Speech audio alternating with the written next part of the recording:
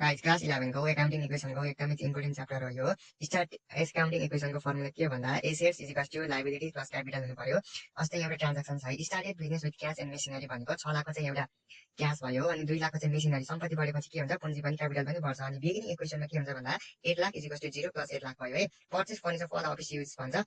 Furniture चाहिँ purchase गर्दाखेरि चाहिँ पेमेन्ट गर्नु पर्यो नि त होइन अनि के हुन्छ लेस हुन्छ कसरी हुन्छ भन्दा 50,000को चाहिँ बिल हो अनि 50,000 तिर्दा चाहिँ लाइबिलिटीमा पनि 0 नै भयो क्यापिटलमा पनि 0 हुने भयो।